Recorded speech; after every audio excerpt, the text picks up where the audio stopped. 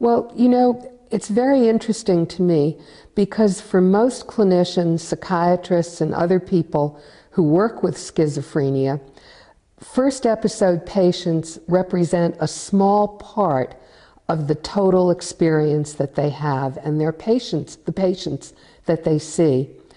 But it's a very important point in the illness for the patients and for the families.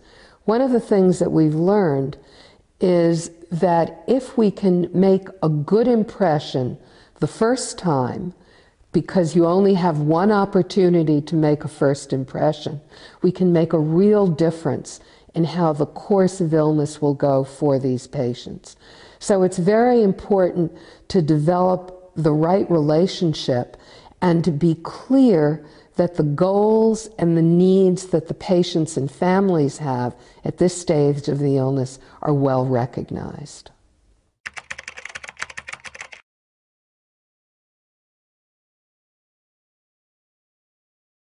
Oh, there are many, but I think the really biggest challenge is that these are people, both patients and families, who are inexperienced in the treatment system. They have no idea what to expect. So for them, things that we say that seem to be comforting may not be. For example, we often tell patients in the United States that the hospital is a safe place, and we know it's safe and we believe it to be safe. But for a first episode patient, a psychiatric ward does not look like a safe and welcoming place. The other issue is that the experience of the illness is so new that they don't understand at all that the things that we call symptoms are signs of an illness. So that to a person who's never had these experiences before, delusions are as real can be. And they suffer from them because these are not signs of an illness. These are things that are actually happening to them. And the families face the same experience. So for instance, a mother whose son has just told her that he won't eat in her house because she's poisoning him can't believe what she's hearing. So this represents a challenge. And then finally, I think the most important challenge that we face is actually a function of how well people do with medication when they first start. So first episode patients do extremely well in terms of how they respond in terms of symptoms.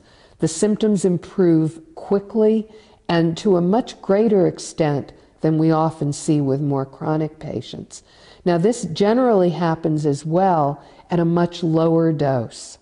So people have done very well initially, and the logical interpretation is often, I am better, therefore I don't need the medicine any longer.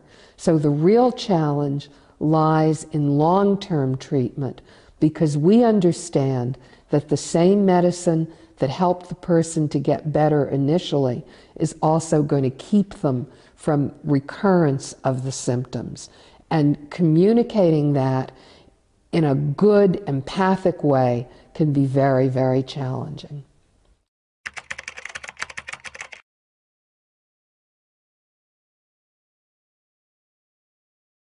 Well, that's a very good question, and many people, certainly in the United States, believe that long-acting injections have a valuable place in the armamentarium of a psychiatrist, but that the place that they belong is for people who have demonstrated to us that they can't take their oral medication on their own. In other words, people who we know are non-adherent, and the way we know they're non-adherent is because they've had multiple relapses. And of course, no first episode patient is going to meet that criterion. So I think that what we have to do for first episode patients is look at other parts of the advantages of long-acting medications. We know that they will give us a window of opportunity to detect non-adherence early.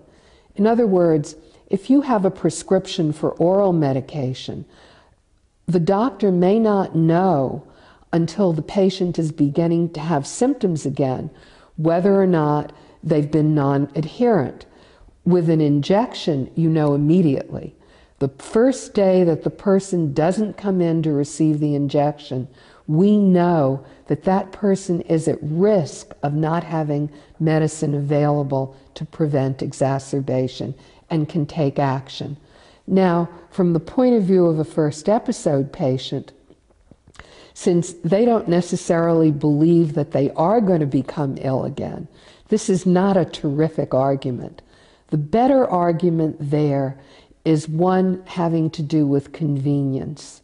And the other advantage that that gives us is that medication doesn't become a source of conflict or stress between the patient and family members. So those are the two sides of the coin.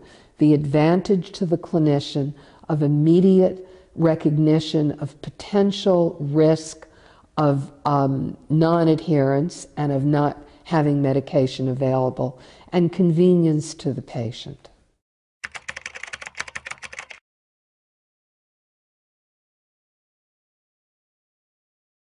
It's a really good question because, of course, if somebody won't accept something, it isn't going to work at all. The experience that we've had at SUNY Downstate and the Kings County Medical Center has been that if we can engage the patient in a therapeutic alliance with the clinician, and the clinician will be either a senior psychiatrist or a resident under the supervision of the senior psychiatrist, and engage the family, then our acceptance rates are very high as 75% of the patients that we approach. Now, there is one caveat. There are some patients who, when they've just recovered from a first episode, will not even be willing to talk about any kind of continued treatment. There has to have been enough of a relationship established so that you can talk about treatment. Once you can talk about treatment, I think you can also talk about long-acting injections.